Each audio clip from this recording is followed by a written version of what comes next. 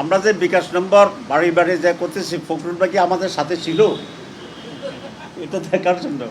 এগুলো একটা, যেহেতু আমরা ওনাদের ফ্যামিলি কার্ডের কথা বলছি, তো ওনাদেরকে কিছু বলতে হবে, তো তো বলার জন্য এটা বলছে, তবে এটা ভুয়া। বিএনপির লোকেরা একজনের একটা কার্ড বিক্রি করছে, দিচ্ছে ভোটারদের কাছে গিয়ে গিয়ে, সেটা হচ্ছে ফ্যামিলি কার্ড আর কৃষক কার্ড করছে। তো আসলে এটা কোনো অথরিটির কিছু না, এটা একটা সুস্পষ্ট ধোঁকাবাজি। তো এখনই তারা নির্বাচনের আগেই ধোঁকাবাজি রাষ্ট্র নিচ্ছে মানুষকে বিভ্রান্ত করার জন্য। তো নির্বাচনে বিজয়ী হলে কী হবে এটা তো খুব স্পষ্ট। আজকে আমরা চিফ অ্যাডভাইজারকে সেটা বলেছি, এটা একটা অবৈধ। চিফ ইলেকশন কমিশনকে আমরা বলে আসছিলাম এটা অবৈধ, এটা থামানোর ব্যবস্থা করতে হবে, এবং এটা এলাকা এলাকায় মারামারির সূচনা করবে আচরণবিধি লঙ্ঘন। তো, এবং আচরণবিধির লঙ্ঘন আমরা সেগুলি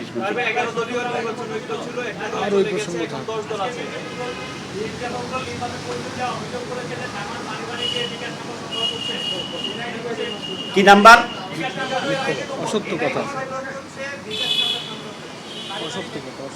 আচ্ছা, আমরা যে বিকাশ নম্বর বাড়ি বাড়ি যা করতেছি, ফখরুল ভাই কি আমাদের সাথে ছিল এটা দেখার জন্য? এগুলো একটা, যেহেতু আমরা ওনাদের ফ্যামিলি কার্ডের কথা বলছি, তো ওনাদেরকে কিছু বলতে হবে, তো তো বলার জন্য এটা বলছে, তবে এটা ভুয়া।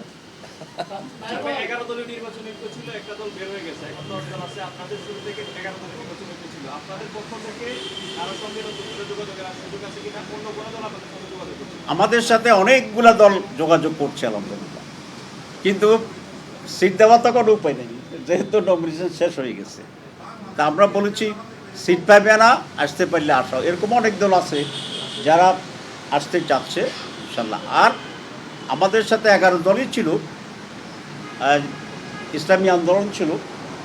এই ঐক্য গঠনের ক্ষেত্রে ইসলামী আন্দোলনের অনেক ভূমিকা ছিল, আমরা তাদের সেই ভূমিকাকে শ্রদ্ধার সাথে স্মরণ করি।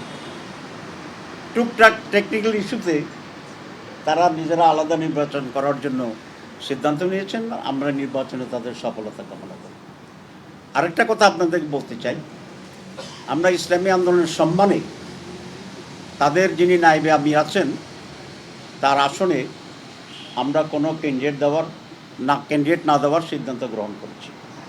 কারণ চরমনায় যিনি পিসাব আমির উনি নির্বাচন করবেন না, ওনাদের যে নায়েবে আমির আছে ফয়জুল করিম সাহেব, তো আমরা ফয়জুল করিম সাহেবের সাথে সৌজন্যতার জন্যে আমাদের ক্যান্ডিডেটকে আমরা উইথড্র করব।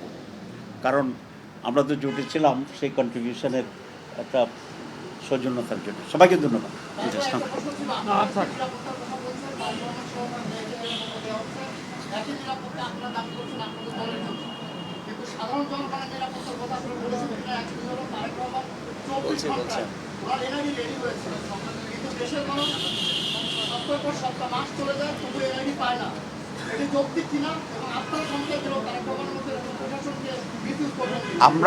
আমরা নিরাপত্তার ব্যাপারে বলেছি যে আমাদের কোনো ধরনের এক্সট্রা নিরাপত্তার কোনো প্রয়োজন নাই, এবং তারেক রহমান সাহেবের নিরাপত্তা দেওয়ার আগে আমরা সরকারের কাছে আমাদের নিরাপত্তার জন্য কোনো আবেদন করি নাই, কথাও বলি নাই। আমরা আমাদের স্টাইলে চলছি।